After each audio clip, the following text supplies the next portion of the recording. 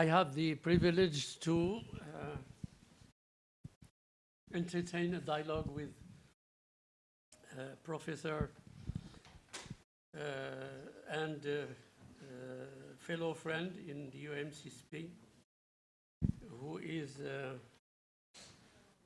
an expert on elections, US elections. Professor David Sylvan is an affiliate professor here, and he is an expert in US foreign policy analysis with a distinguished academic career, positions in Geneva, Graduate Institute, and the University of Oxford. And I think that given the proximity of the US elections, all of us are extremely excited, not only to know what is the place and the impact of emotions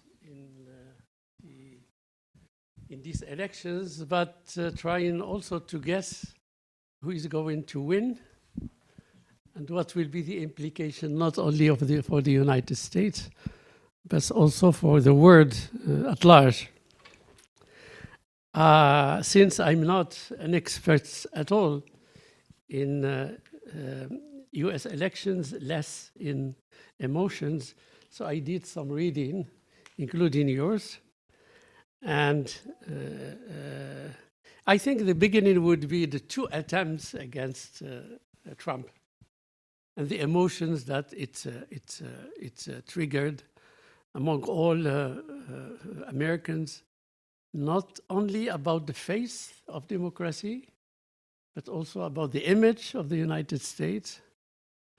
And we are accustomed to these very hectic campaigns when it comes to elections in the United States. We all know the impact and, let's say, even the manipulative policy of the media in trying to push for the emotions to prevail on rational thinking and rational argument. According to those who study the emotions in foreign policy, they tend to affirm that it's negative emotions that at the end of the day prevailed. I picked a poll that goes back only to February 2024, which gave the following percentages. 35% of Americans are anxious and nervous. 34% are angry and stressed. And only 20 to 23% are excited or happy. And the experts say that emotions help narrowing the behavioral choices of people to a feasible number of choices. And they also say, and that's not my finding, but their finding, that it gives this gut feeling about the way to proceed. There is a tendency of voters and the public opinion to adopt information that is consistent with their emotions and forget. I don't think that people will ask if the performance of Mr. Biden and if the effects and the impact of his economy is going to be positive. Everybody will forget about that. Everybody will have this feeling of being on the side of underdog, and the underdog is Mr. Trump. He's been targeted twice, and people think, why do we target somebody? Is it a fear that he can come to the White House and perform better than others? Well, being in a national of a country that does not want to interfere in domestic policies of the United States, I think in whole history managed as a country, as a moderate country, but also as a creative country. We always manage to find support in both parties. So I'm not going to say that we are indifferent who is going to be, and I'm not going to disclose for whom goes the favor of our favor or my favor or somebody else's favor. I think we all remember that before the elections of Obama, if you have conducted an election all over the world, you would have had maybe 80% or 90% of the people internationally that will vote for Mr. Barack Obama. He was the first. He was very eloquent. He was a lot of qualities. I'm not talking about political performance. I think that I have said enough, and my introduction is only meant to open the appetite of the audience about the elections, and I will stop at that and let you, let's say, teach us about the US elections and let us know about the place of emotions. So please.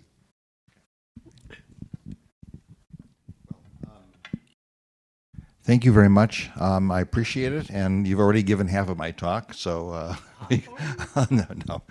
But I do appreciate the comments, and the very fact that you were able to find some of these kind of things in a relatively, I assume, rapid search there indicates that, in fact, we're talking about something that's significant. So if you don't mind, I'm going to stand up because I've got a PowerPoint here, and then I'll sit down for the Q&A after. No, please. No, if you want, I can go there. No, don't be. Be more comfortable so I can take notes. Okay, so let me start out, if I may, with a few caveats. Contrary to what Professor Lelushki very, very kindly said, I'm actually not a specialist in U.S. elections. If I think back many, many moons ago when I was a doctoral student at Yale, I carefully avoided taking courses in American politics because I thought there would be no need for me to ever do something like that. Like most predictions we make when we're young, it turned out not to be correct at all. In fact, I do research in international relations and methodology. In fact, I'm giving a very esoteric talk in ERES Wednesday of this week about an actual research project I've got. But when I moved several decades ago to Geneva in Switzerland, a year or so after I arrived, there was an election in the United States, and I was contacted by the radio and the television and the newspapers, and they said, "Would you come and talk about this?" And I said, "I don't know anything about it." They said, "Yes, you do, because first you're American, and second you're a political scientist, therefore, by the transitive property, you're an expert on American politics." I said, "Oh." So since then, every 2 years, I actually look through the literature.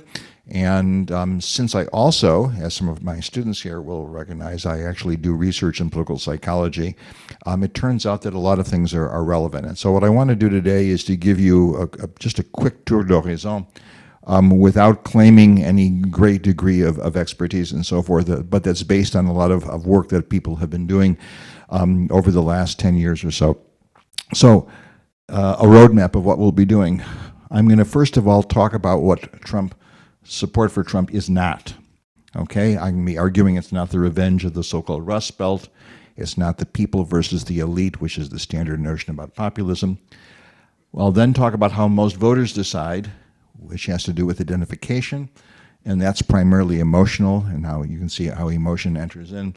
And then finally, I will, at the end, talk about implications for the U.S. election, and I indicate there anger, fear, and hope. So, let me put the Rust Belt hypothesis, okay? The standard version, which is what we might call implicit notion of political sociology, is that globalization leads to factories closing and small towns dying off, okay? And evidence of this is that then these people are supposed to look for some kind of salvation, and they look to populist parties, or they look to people like Trump for answers. So if you look at the Rust Belt areas, they voted strongly for Trump in 2016, a little bit less in 2020, because Biden was able to claim he was from there. And there's evidence of continued support today. And there's indirect evidence. If you do a regional mapping, if you do a mapping in terms of so-called Rust Belt areas, areas that had been hurt by globalization in terms of manufacturing and primary industry, extractive industries, you find that the votes for the AfD in Germany, the RN in France, and most recently, literally yesterday, the FPO in Austria, exhibit very much the same kind of patterns there. However, first of all, if you look at this for a few more minutes, you find that many other areas voted for these same parties and candidates. So it's not distinctive just to Rust Belt areas. And secondly, and much more importantly, and I'm going to put my methodology hat on for a second here, at the individual level, the relation is opposite. So the wealthier you are, the more likely you are to vote for Trump and his counterparts. And this holds up systematically in the 2016 election and the 2020 election, and even if you look at people in terms of their intended votes today. So at the aggregate or regional level, you find nice correlations, but when you look more closely at an individual level, they not just dissolve, they go in the opposite direction.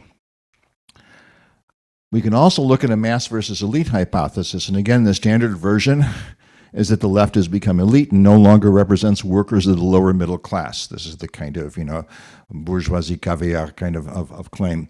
Evidence of this is that exit polls show that voters with lower levels of education vote much more for Trump and his counterparts than they do for their opponents.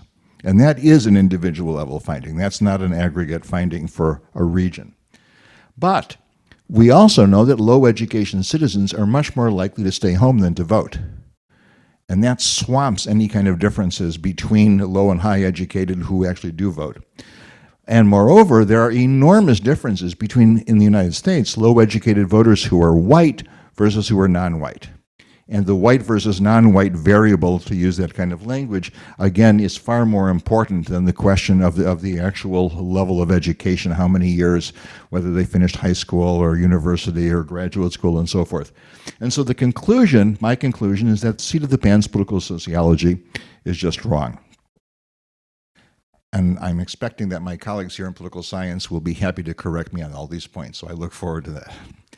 Now, second point I want to make is that voting is not a matter of policy agreement. And here I'm going to actually trot out one of the most famous and hoariest, it's been around since the 1950s, arguments in political science that generation after generation after generation of students in political science have had inflicted upon them, and that's the so-called median voter hypothesis.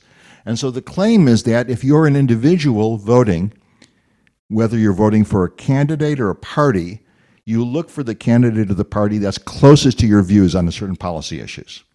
And you choose that one.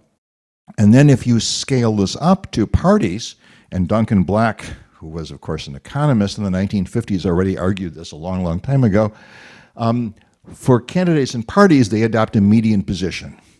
It's an equivalent to why you get clustering of businesses in certain kind of areas. It's an exact counterpart argument, okay? And that's the so-called median voter. They're all chasing after the voter who's right in the middle of the distribution of preferences.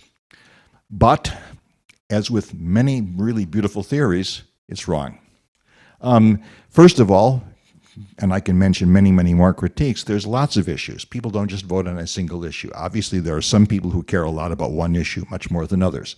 But people vote on lots and lots of issues. And moreover, if you look at the kinds of surveys that are carried out by Gallup and Roper and many, many other surveying organizations, people don't have opinions on lots of issues. There are many, many issues that people just don't have an opinion on at all. They don't know anything about it, or they don't have any real strong views on it. And consequently, one has to take this with a grain of salt.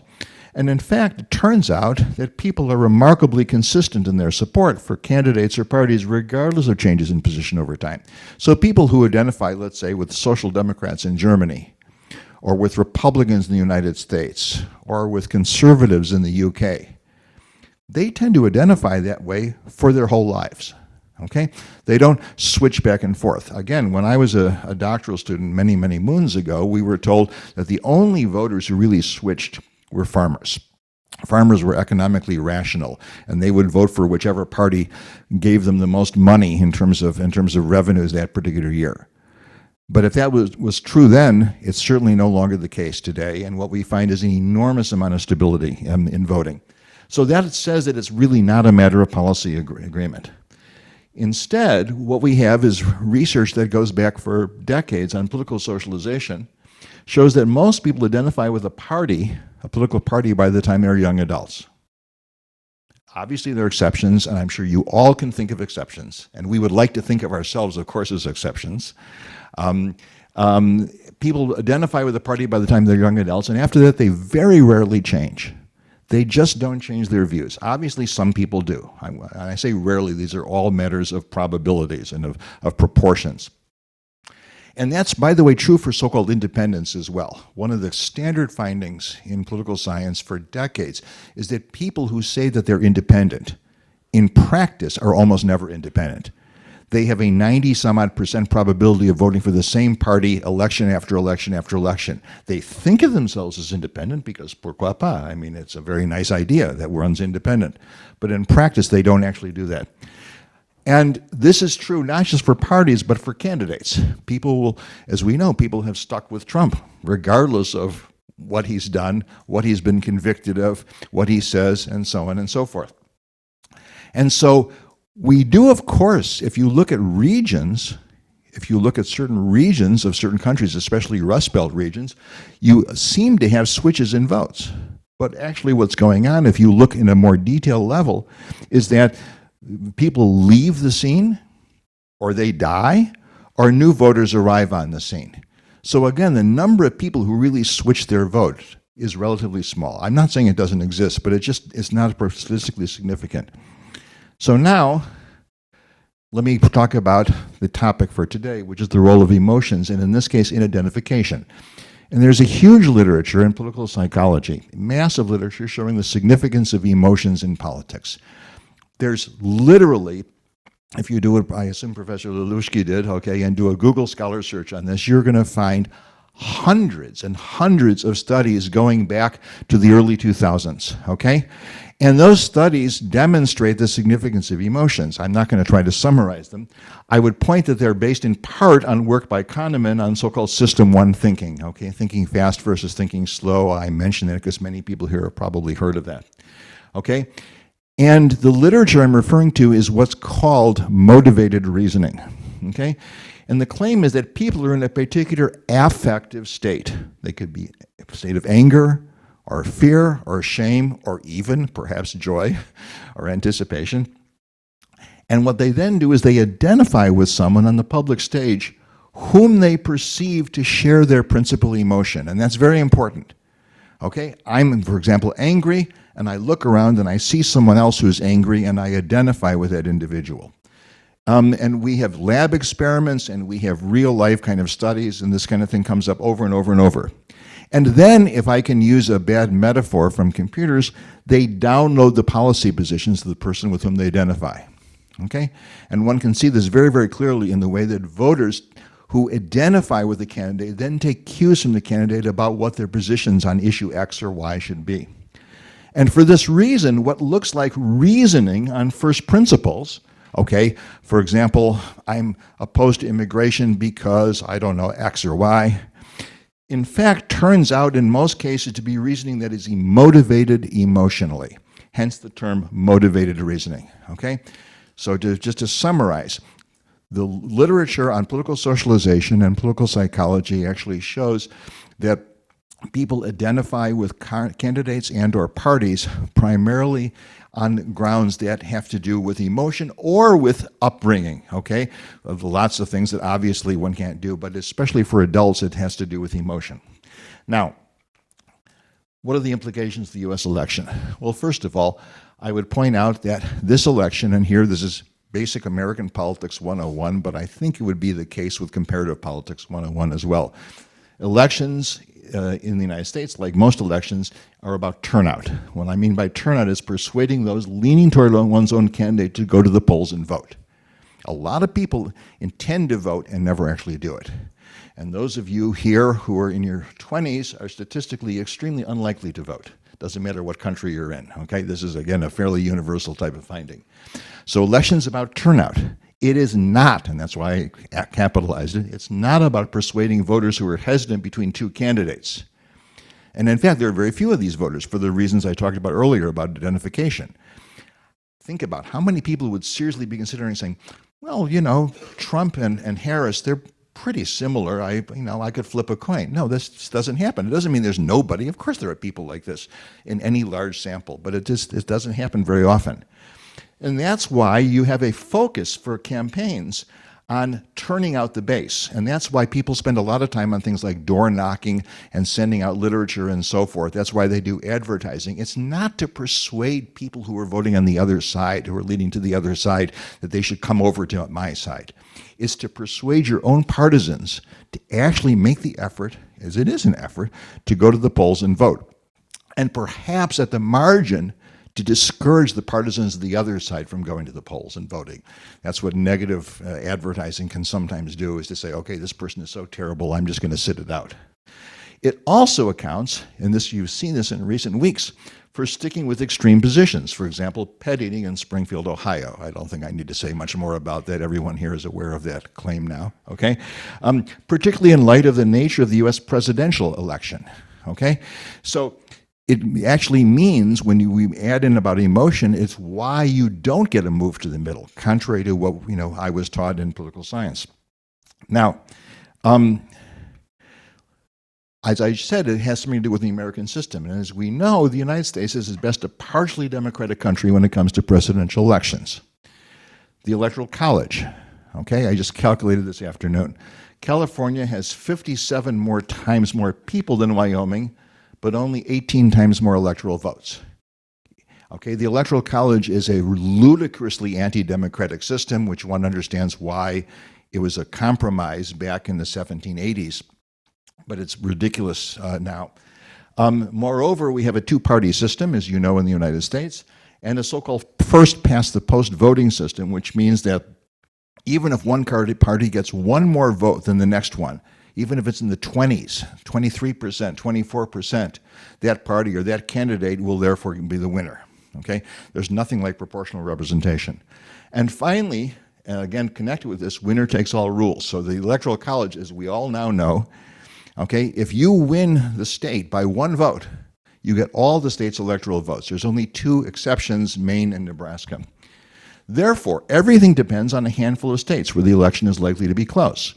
As you all know, 3 states in the Midwest, well, if you want to call Pennsylvania in the Midwest, Pennsylvania, Michigan, and Wisconsin, 4 states in the Sun Belt, North Carolina, Georgia, Arizona, and Nevada. Okay? That's what the entire election comes down to. And so the question for each candidate is how to mobilize his or her so-called base in those states. And now, if you actually look at the policies that are being followed, they're playing on emotion. So for Trump, his voters are mobilized primarily by anger at various others, and the data are overwhelming on this. Okay, you ask people questions in polls, you do focus groups, you observe them, you just listen to what they say, you look at their facial expressions and so forth. Trump is angry. Everyone knows Trump is angry, perpetually angry, and his voters are angry, and especially when it comes to immigrants. Hence the point about, cats and dogs and so on and so forth. Okay, but they're angry not just about immigrants, although that's the principal enemy. They're also angry about LGBTQ plus people, non-whites, and as we now see with J.D. Vance, women who don't have children, okay, and who have cats as well, okay? And so it sounds like I'm making fun, but this is actually something which is the principal Trump strategy. Any one of his any one of his campaign appearances now is all based about anger and stirring up the crowd to be angry, okay? And this is done over and over. For Harris, on the other hand, her voters are mobilized primarily by fear. So we can see this, for example, the policy she's been following with respect to getting the female vote, okay? Things about abortion and about IVF and about interference with medical confidential records and so forth, okay? But also assaults on democracy and the rule of law. That's why she's been endorsed by all kinds of Republicans who were connected with Bush or with Reagan and so forth, and attacks on minorities. And indeed, this last one is the kind of thing that I expect that they will lean into very heavily over the next month or so, because if they're trying to mobilize Latino voters and they're trying to mobilize African American males, and they're still about 5% below what Biden was 4 years ago on those two fronts there. They're going to do the kind of things that Trump has been giving them, okay? For example, looking at things such as he called yesterday for 1 day or 1 hour of extreme violence, okay? And he's called for mass deportations and so forth. So it seems to me that's what they're going to play on fear. So it's an anger versus fear election. Now, finally, what about hope? Because that, of course, is one of the titles. In general, it doesn't push voters to the polls. And even the so-called happy candidates, if you look at Franklin Roosevelt or you look at Reagan, had the advantage of being able to paint their opponents as dangerous. And so what hope does as an emotion is to motivate volunteers, which is important, to spend hundreds of hours knocking on doors and hundreds of dollars on contributing. And so in conclusion, I would say the election is about anger versus fear. And for me, the dominant emotion is sadness. And with that, I'll stop, and I'll turn it back over to Professor Lelushky and try to take your questions and listen to your comments. But thank you.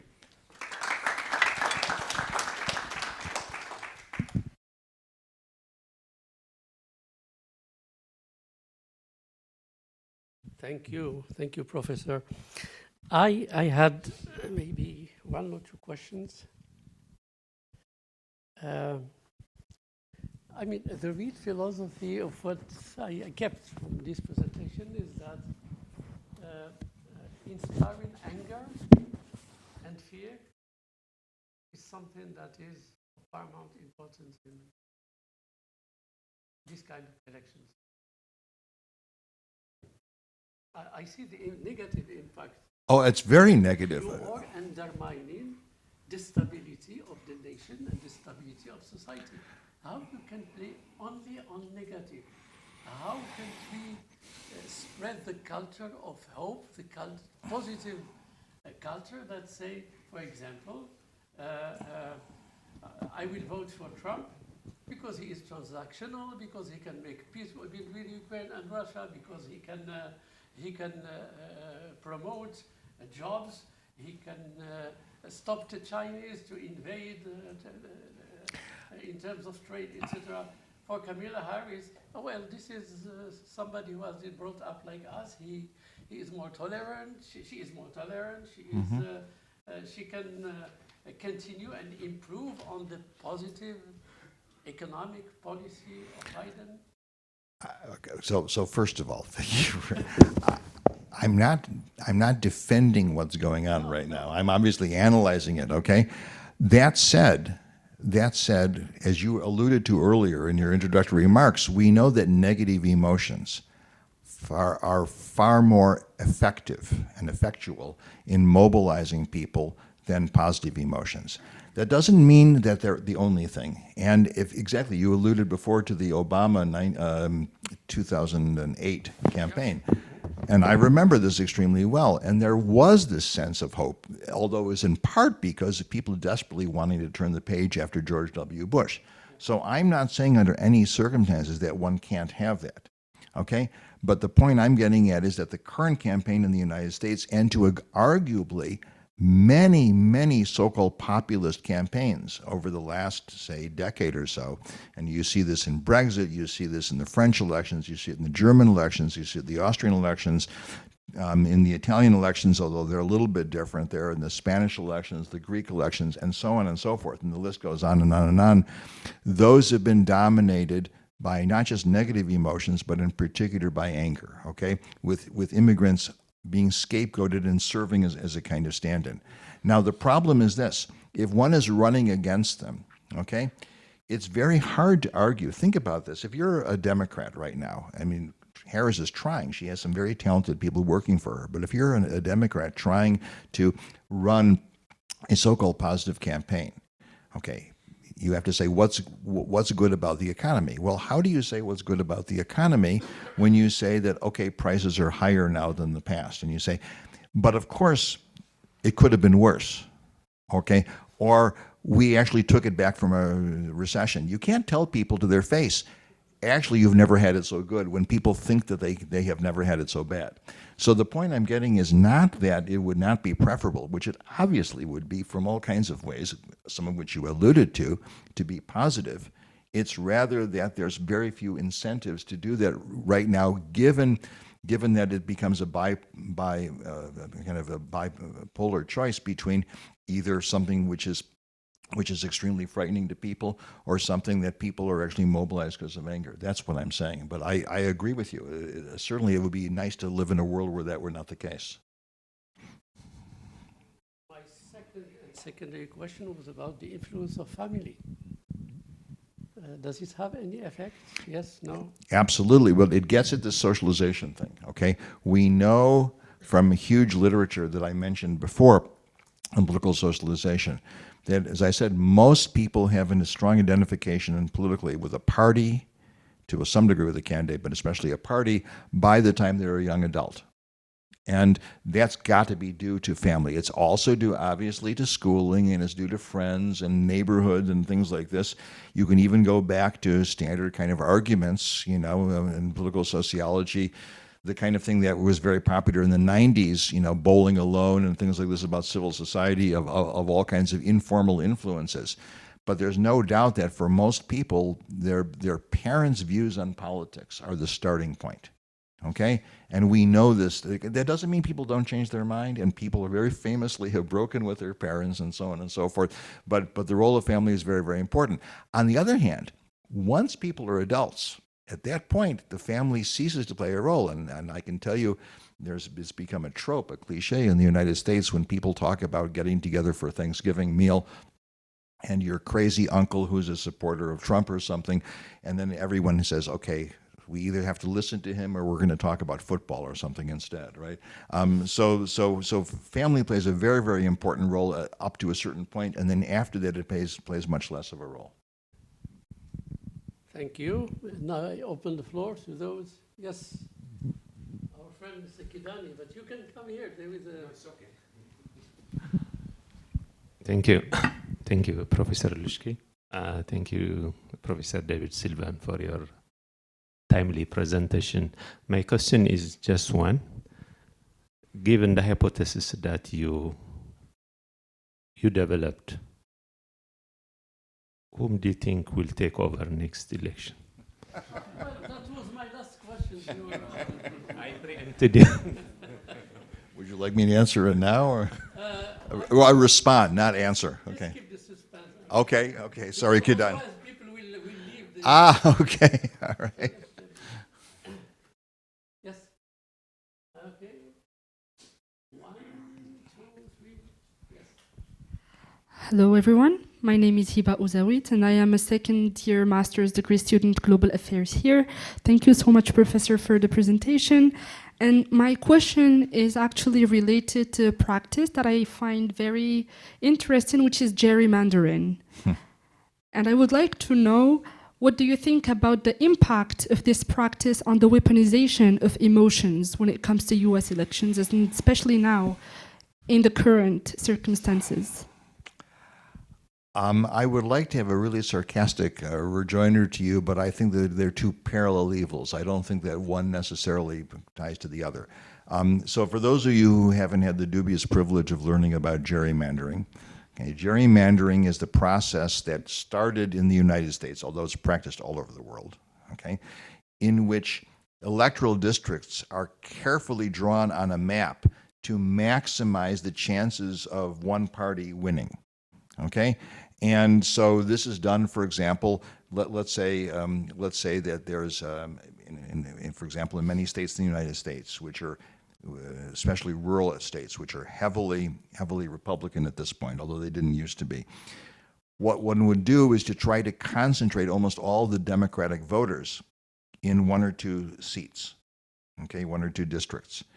And then everything else would be Republican. And so formally, there's the same number of voters in each one, which is the constitutional requirement. But in practice, they're what's called packed and cracked, and let's not get into the details about that.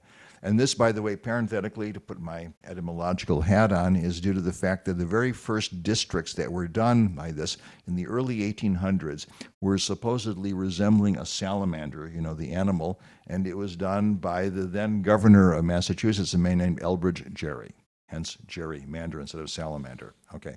Now, gerrymandering, the Supreme Court of the United States has found is perfectly fine. And consequently, what one has in lots and lots of states is a complete imbalance in which the state itself might be, let's say, 60 to 40 or 55 to 45, one party versus the other, but the number of elected representatives is nowhere close to that. So this is obviously a dysfunction. It means it's much less democratic. It means that, for example, people are discouraged from voting at all. And there's a lot of reasons for that. I alluded to some of them when I talked about first past the post voting and by two-party system and so on and so forth. Single-member districts one can add.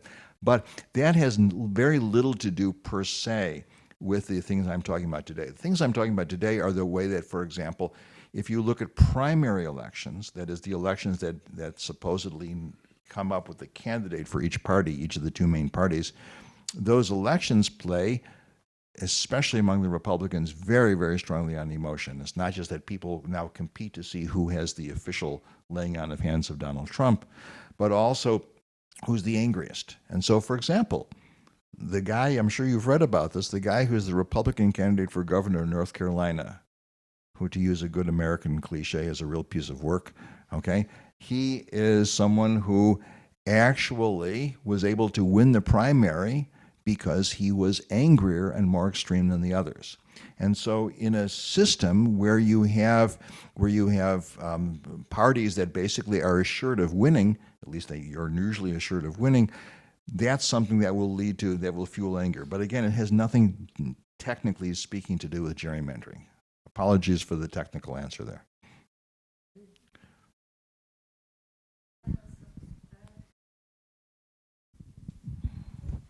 Hello, Professor Lishki, Professor Sullivan. Thank you so much for your very interesting presentation. My name is Zainab Rami. I'm a second-year undergraduate student in the public law program. So we have seen throughout your presentation how political psychology insights can enhance our understanding of politics. But my question is, how does political psychology effectively contribute to the resolution of challenges within the field? You're asking the same question in a sense that Professor Lushki asked, okay? And I'll give you more or less the same answer, which is that per se, it doesn't tell us very much. Now, I'll put a big footnote to that. The behavioral science department here last year had a really interesting colloquium, I think it was in January, where they were actually looking at people, for example, people who came in from New York University and others who were actually doing really interesting research on how one could try to attenuate, that is to soften or maybe even to reverse some of these kind of processes, which is to say if someone, for example, had developed all kinds of strong anger about people of a different race, how could that be unlearned in a sense?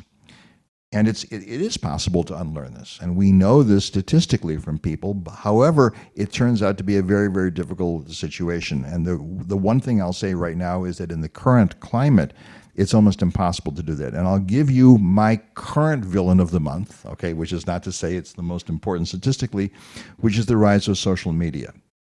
Okay, because social media, if you think about this in terms of our interactions with other human beings, if you walk down the street, if you interact in terms of work, at home, other kind of things, you're likely to be confronted with lots of different kinds of people and lots of different kinds of views.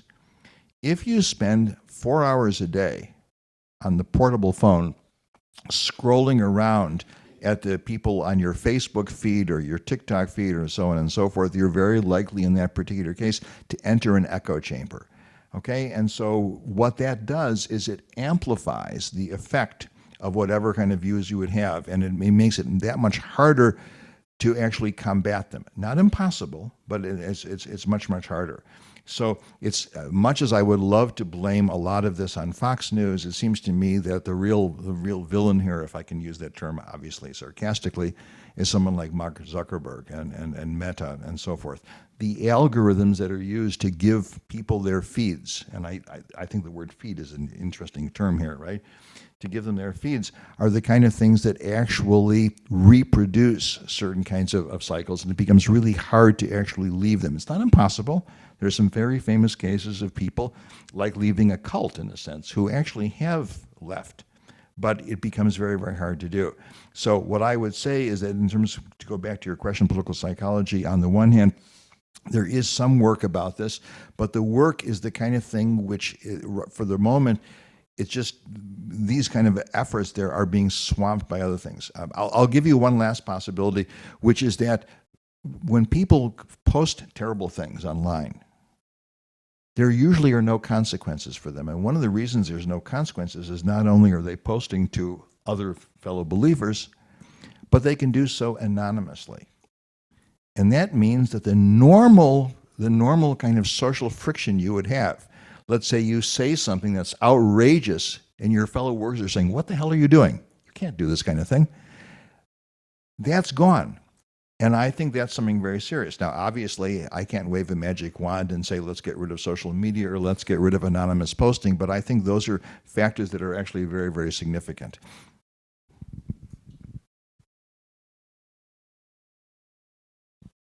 Thank you. I think that you put your finger on social media that I think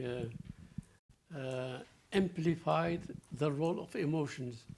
We used to read about politics, let's say by taking the newspaper Le Monde and New York Times and really read the whole article. You have the arguments, you have the rationale, and you can come to, let's say, a very balanced opinion about things. Now with this new technology, you have to convey the shortest message possible and the one that have the highest impact.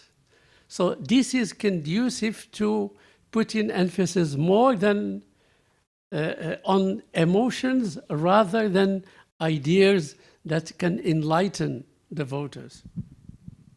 That's my comment on what you said. Yes.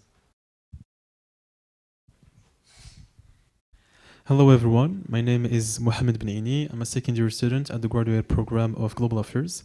First of all, I would like to thank you, Professor, for your interesting presentation. In fact, it was mentioned that people tend to identify with a political party at a young age and generally do not change their position because they don't know the party's policy positions. But what about those political parties that generally shift from right to left and from left to right over time? Does the idea of a partisan that don't know the political party's position still holds true? Which parties did you have in mind that switched from right to left or left to right?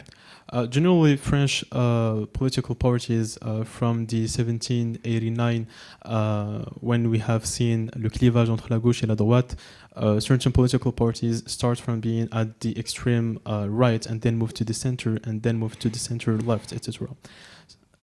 So I don't know if it's clear enough. Or I'm looking at some of my colleagues who are French right now. I'm not sure that they're going to agree, but I'm not going to try to rope them in to answer your question, okay? What I would say in general is that in most countries, there's just not a lot of cases of a party radically changing its spots. It's not that it's impossible. Anything is possible, but I just don't see that much, okay? There's enormous continuity, and there's reasons for that, right?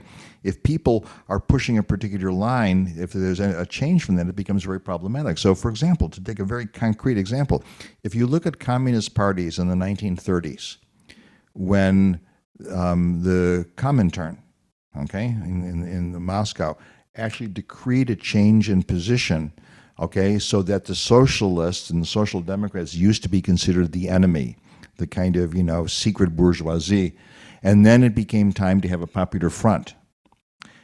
That caused whiplash, okay, when they made that change. It doesn't mean that the change wasn't followed.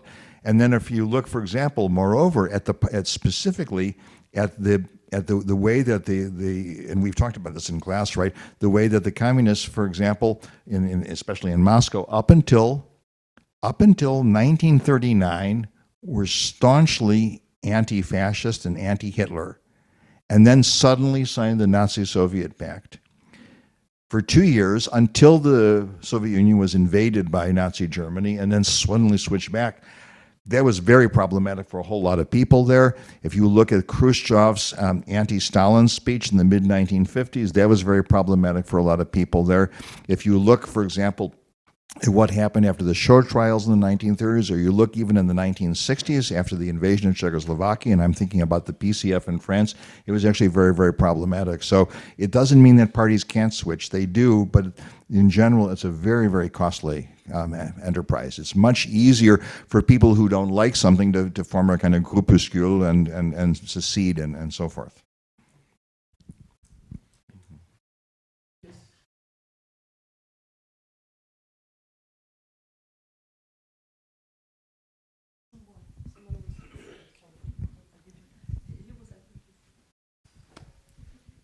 Okay. Thank you. And thanks, David, for the great talk. This is also a good motivation and reminder to mail in my absentee ballot, which I will do tonight. But I have a question that's maybe a bit nitpicky, but I want to pose it as well. You didn't exactly define fear and anger for us at the beginning. And we can also think about what the function of these emotions are in a behavioral, psychological context. You know, fear is often motivating us to sort of to evoke a flight or fight response, to avoid some danger. But I would say that contemporary behavioral scientists are contrasting anger and hate. And anger is often an emotion where you evoke a behavior to express discontent or a sort of lack of a disapproval of some outcome in order as a sort of bargaining mechanism to enhance your relationship with the agent or the individual which you're expressing that emotion to. Hate, on the other hand, is usually a sort of emotion to apply a cost to some individual who you are not necessarily a cooperative partner with. And if we think about sort of old school Jonathan Haidt, moral foundation theory, a lot of the far right are drawing on disgust and in-group, out-group bias and xenophobia. And so I might just want, even if the Trump campaign is maybe using anger as the term in their messaging campaign, I guess my question is, might it also be hate that is motivating this and it's not necessarily anger per se? Okay, well, you took this in a way I wasn't expecting. So I was about to say there's a large literature now, very carefully, with lots of instruments and also on conceptual grounds, distinguishing anger from fear, okay? Because a lot of people were conflating them, and actually they are very, very different, as I think we all know.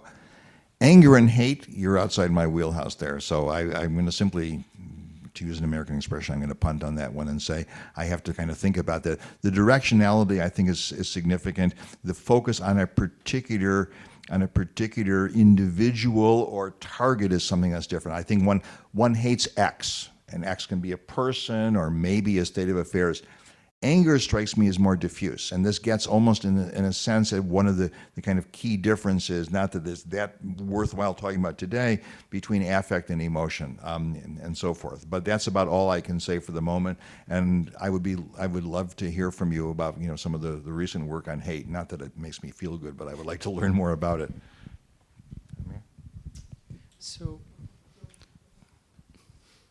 So hello, David. Thanks for the talk. Very interesting. You talked about these very interesting emotions, but I was surprised to not hear you talk much about things related to the economy, especially since so much of the literature ties back to the economy. And so my question is, how much do you think that there is a room for emotions like greed at the very least? Greed? Greed, fear, economic fears in relation to these elections. Economic theories of voting are very well established. And they seem to fit with the last few decades, at least, of voting. And so, is there any room for emotions in this? That's a really good question. I alluded to some of this in my remarks, so let me just say one or two other kind of things. And that's exactly why I'm glad to have some colleagues here who can hold my feet to the fire on this. So look, there is a long-standing literature going back to the 1960s, late 60s, early 70s, which demonstrates very, very strongly that at a macroeconomic level, things like changes in income per capita, is the economy doing well or poorly, as well as perhaps things like inflation rates, perhaps unemployment rates, have a significant, statistically measurable effect on voting. Okay, incumbent parties or incumbent politicians who are occupying the position, let's say a prime minister or president or something, if the economy is doing badly, they're going to get punished at the polls. We know this. This is a finding you can take to the bank. Okay, it doesn't necessarily work in reverse. It's not if the economy is doing well, they're rewarded, although that does happen to some degree, right? However, the problem is, again, if you go down to an individual level, it dissolves. Okay? At an individual level, it is not the case that the people who are doing the worst are the most upset and the most likely to vote incumbents. There are some exceptions, and I'd be happy to talk with you about those. But what we have, which is actually much more interesting, is that people will actually make judgments about the economy itself based on all kinds of bits and pieces of information that has very little to do with their own individual standing, and in fact where they're actually cherry-picking things to some degree. So, for example, some of Trump's most fervent supporters in the 2016 election were automobile dealers. And if you know, in the United States, at least it used to be, that having an automobile dealership was like a license to print money. Okay, you really would not lose money in most years. Okay, you would occasionally lose, but not very often. So these guys were doing fine. They had large mansions. They could afford to go to Cancun or whatever it was that Ted Cruz was going to, and so on and so forth. They were doing very well. And they were all angry, or most of them, and they were angry about how the economy was not doing well, even though in their own neck of the woods, not just their own personal paycheck at the end of the month, but their own immediate area, the unemployment rate was low and the economy was doing well. But they evaluated the economy as bad, okay? So what we have is this paradox, and we haven't yet come up with a really good solution for it, okay? There's a literature, a former colleague of mine from years and years ago, called sociotropic voting, having to do with the extent to which people are actually taking on the kind of protective coloration of those around them. But that's exactly an area that's significant. And what's interesting, and to go back to the point I made about emotion, is that the people who are often doing extremely well personally, right, they're not on unemployment insurance. They don't have to, sell their house and move to some kind of smaller place. They're doing very, very well. Not only do they think the economy is doing very poorly, but they're very, very angry. And the question then is, what comes first, the chicken or the egg? And in my view is that what comes first overwhelmingly is the emotion. These arguments about the economy, which are heartfelt, I'm not saying they're lying, are added on. They're like dotted line kind of arguments. And this is a very, very common thing, okay? The example I've given in my courses before is this.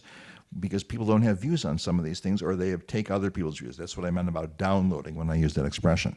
So to give one example that I've given in my class, if you look at people's views, let's say, about the reaction to the COVID pandemic, right? And people have, as we know, strong, heartfelt, emotionally charged views in the United States, but in a lot of other places, about things like vaccination and masks and social distancing. We all know people who've had these kind of views, right? But it's not that Trump or all the other people who are like Trump and who are opposed to these kind of things had views that actually matched with people's pre-existing views. Because who in the world had pre-existing views about COVID vaccinations or masks up until the year 2020? No one. It didn't exist. If you'd said, what do you think should have been the case in the Spanish flu outbreak of 1920? I said, I have no idea, right? So in this case, it's what happens is that people are taking their lead from others on specific policy issues. And I suspect, although I can't prove it, that a lot of the data that you were alluding to in terms of the economy is also of that sort. But now we're really on the cutting edge here, and here I don't really know the answer to that.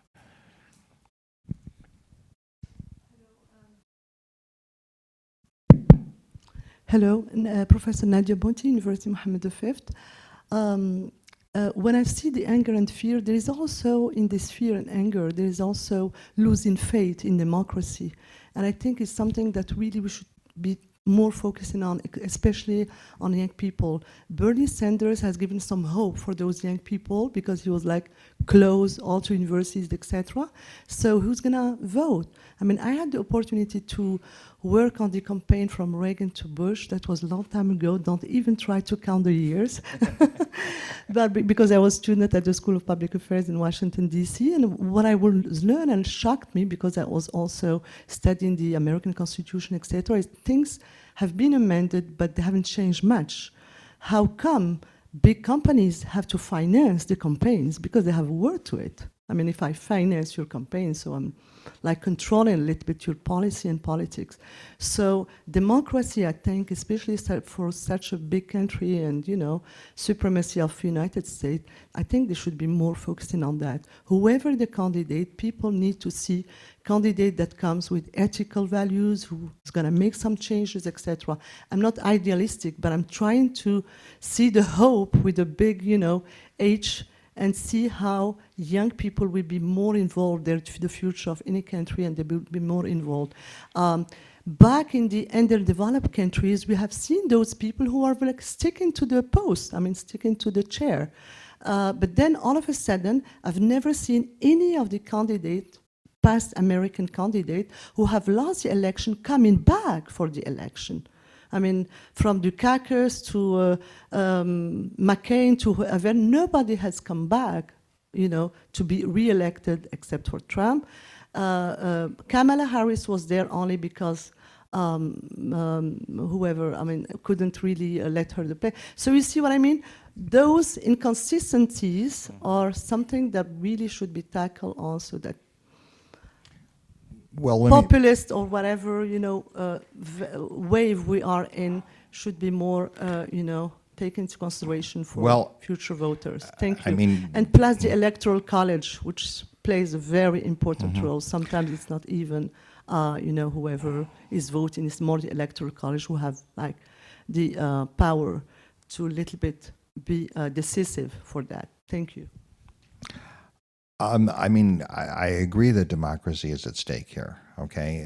That said, I would make just 2 or 3 very scattered comments about what you said. Number one, I think hope is fine, and I think, I mean, obviously I think it's fine. How can I be against hope, okay? And Harris certainly did mobilize large numbers of people, and if you look at the Democratic Convention back in August, you find that the positive vibes were pervasive. On the other hand, if you look at things like intentions to vote for young people, even now, they're still relatively low. They're not as low as they were when Biden was still the candidate, but they're still relatively low. And we know that around the world, young people just don't vote as much. Voting is something that old schnooks do, okay? Or middle-aged people do. Young people just don't do it, okay? In fact, I got into an argument of just a week ago with my youngest son, who just turned 24, and he said he wasn't sure he wanted to vote, and I said, I'm going to disinherit you. How dare you? Okay. So in any case, and he's working in Washington, okay, and he wants to be some kind of, you know, policy maven. So that's the first thing. Okay. The second point I would make is that it seems to me that in the end, as a political scientist, I would say of course, as citizens, we have strong views about things, and we should. But as a political scientist, I would say, think of this as a machine, okay? The machine is actually, in one sense, broken. In another sense, it's still chugging along, okay? It's broken in the sense that obviously the level of rhetoric and the level of extremism has gone up, as Professor Lelutschky said at the beginning, in terms of you know, violence and threats about violence, not just physical attacks, okay? The attacks on Trump, but threats of violence. This is not healthy. I can give you all kinds of examples of other countries and the United States where this, unfortunately, is very, very common, but that doesn't make me feel any better. So there's problems there. On the other hand, what I do want to say is that it seems to me that the one thing that the U.S. has is exactly this kind of strong bias. There are a few exceptions, like Richard Nixon, but the strong bias against people coming back into politics. So there's a famous line I'll just finish with that Hemingway said, I think, which is, there's no second acts in American life. Okay, and that's actually something which is, in a perverse sense, it's encouraging. Was there a question?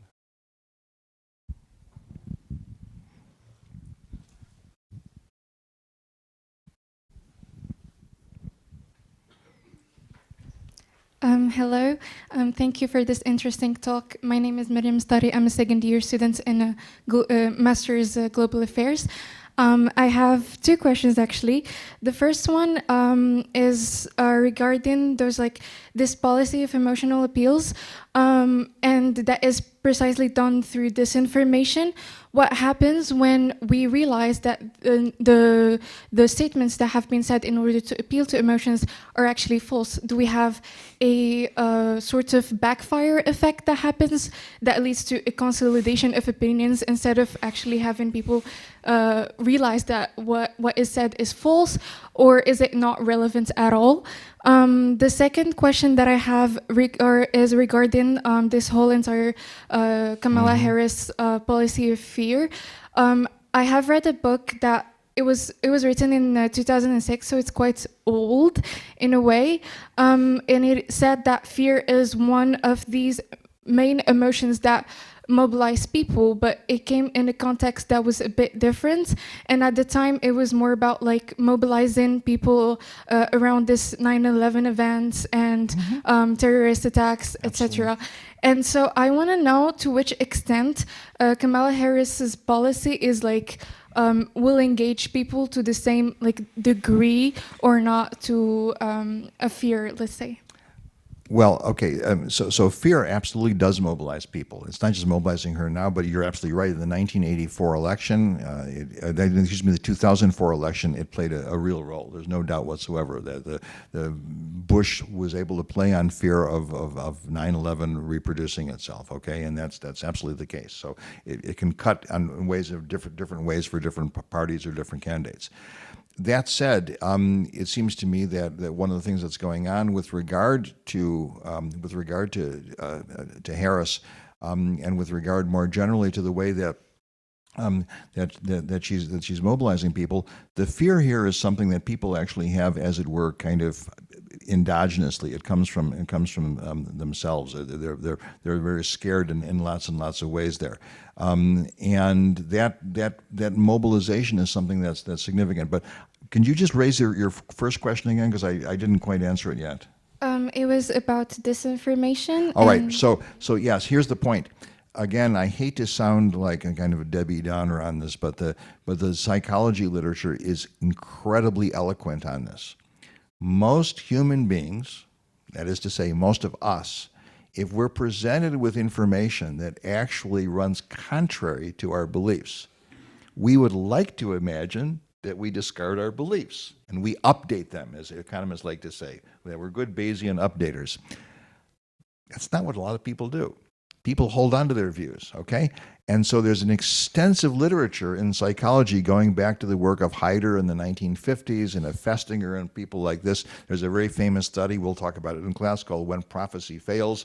The way that when you have something which is clearly falsified by reality, clearly, most people double down.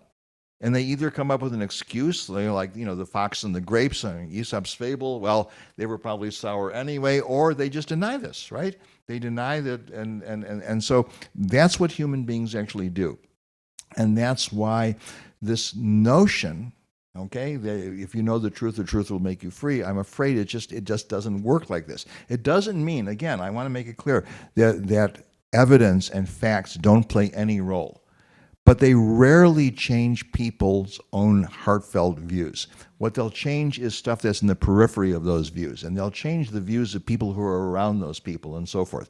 So stuff will change, but it takes a long time. I mean, look, there are still people in the world, how many hundreds of years after Galileo, who still believe that the earth is flat. If they believe the earth is flat now, how are we going to convince them? I'm not sure we're going to convince them at all. Person or two.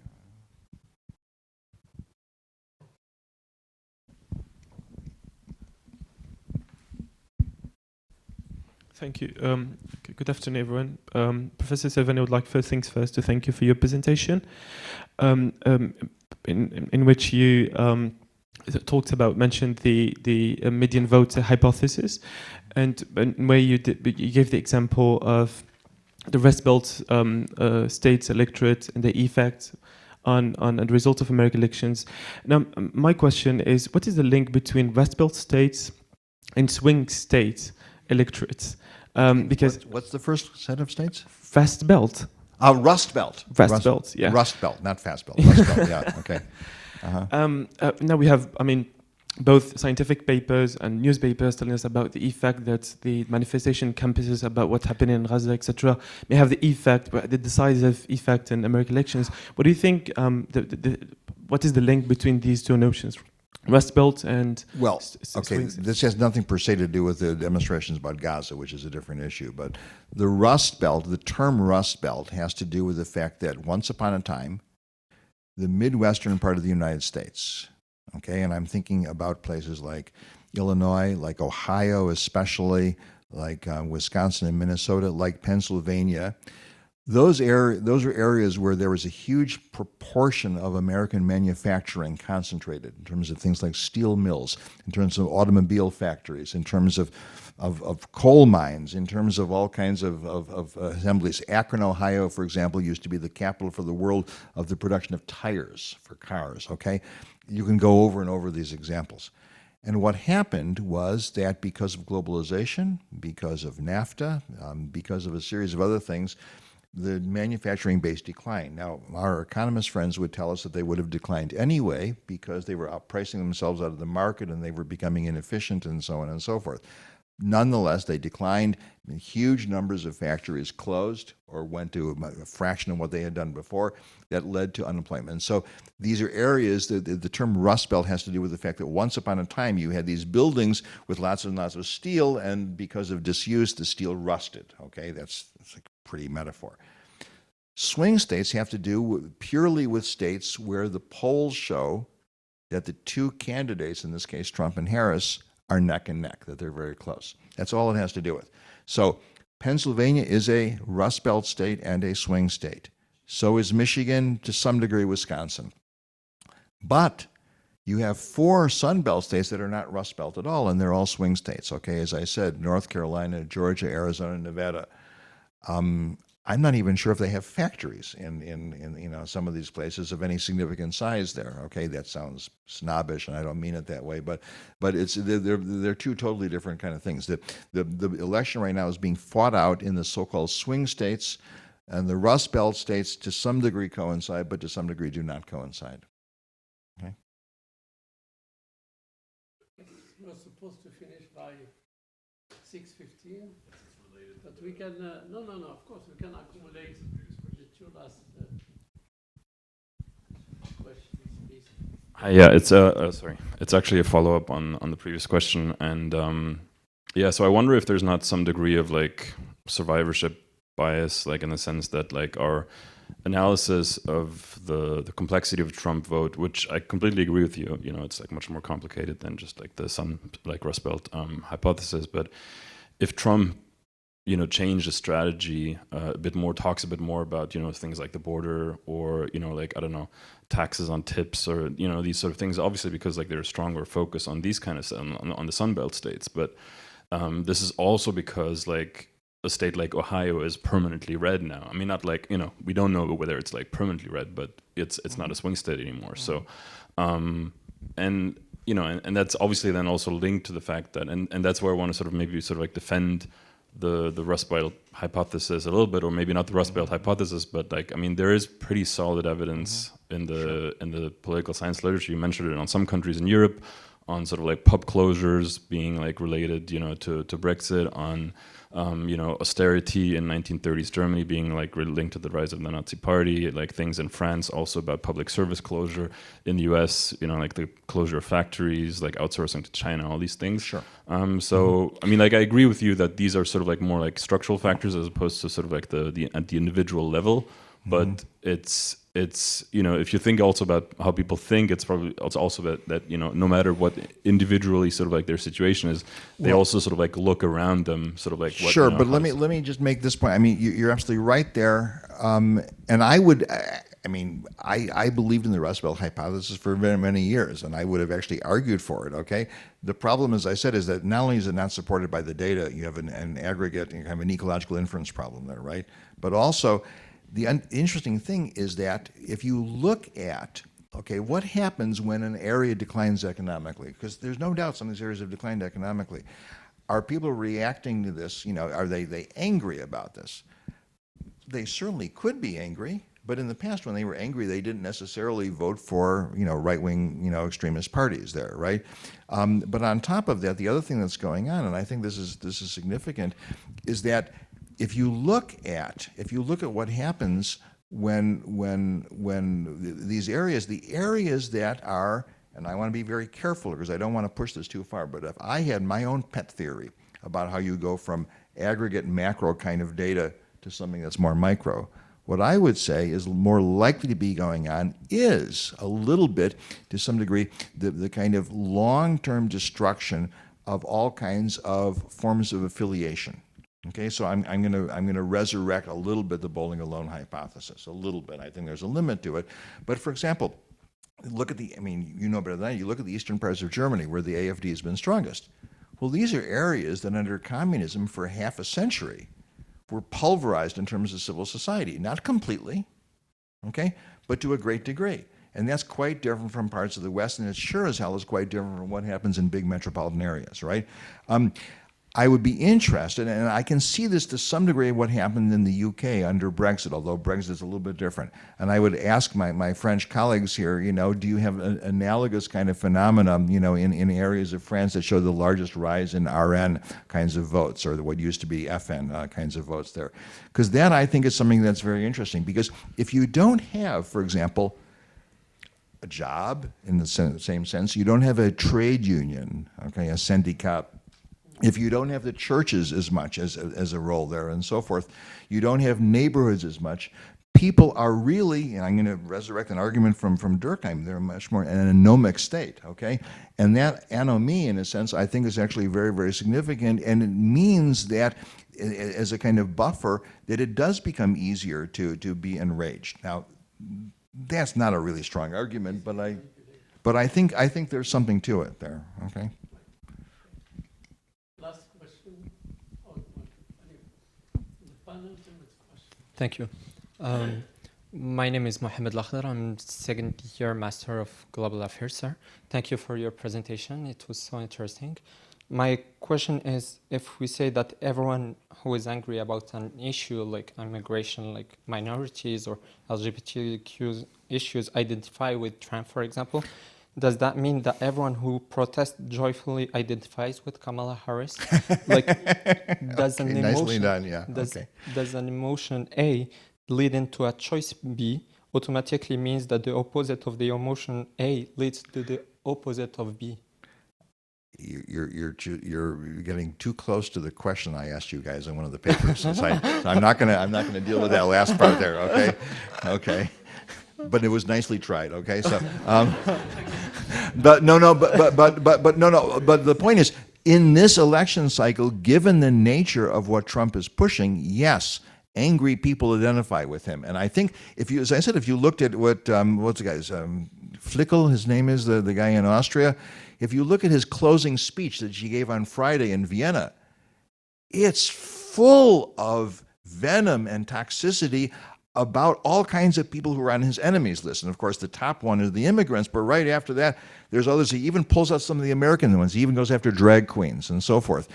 But there's nothing, obviously, per se that says anger automatically means that you identify more with right-wing parties. In the current context, that's the case, okay? And I think it would be a really interesting historical study, if anybody here wants to do this for a master's thesis, to go back and look at kind of newspapers from the 1930s, the last time we had fascist movements come up, and see if it's the same kind of anger. There's these classic arguments about the petite bourgeoisie in Germany and so on and so forth. It would be very interesting, to see, or, people like Mauroy in France and so forth, if you have similar kind of things going on. I have no idea, okay? But it's an interesting question. Did you want me finally to go back to the question that you... Of course. No, come on. No, I had...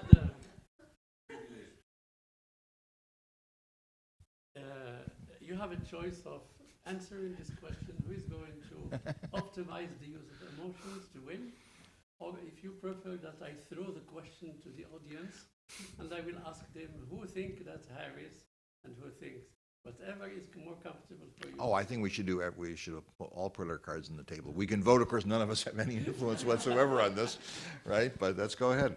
So you're going to have everybody in the audience vote first, and then I'll tell you what I think is likely to happen. Who thinks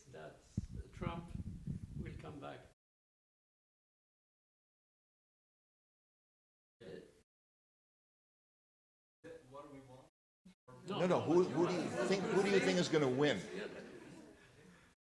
Who is going to optimize using emotions in order to get elected?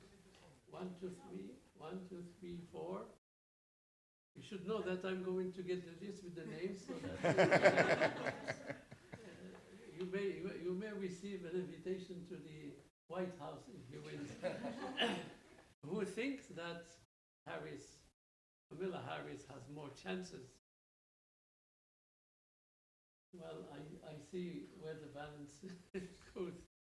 Okay, thank you very much. You want me to say?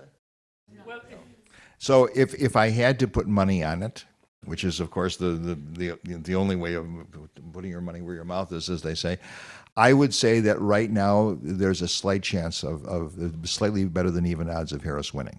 Okay, and I say that because the trends are in her favor, and she has gradually, just the last few weeks, made up a little bit here, a nibble there, some of the coalition that Biden had assembled. Okay, she's not very far from it. And for example, one last thing to geek out for a second. If you look at the nationwide polls, she's up by 3 to 4 points. If she gets to 5 points, it will be very hard at that point for swing states to be that different. Okay, and there's still a month to go, and no one knows what's going to happen. But a lot of the professionals who are around Trump are actually very concerned at this point, because they think he's going off message, and they think the cumulative effect of some of the recent things is going to be more significant. But okay, that could be wishful thinking. It surely is wishful thinking on my part. Okay, so I have an idea that I would like to share with you. I would like to split the mandate of the 4 years between Trump and Kamala Harris. Wait until I finish.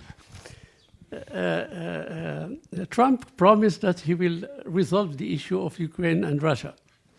So I would like to give him exactly what he asked for, 2 months, and see if he could achieve this.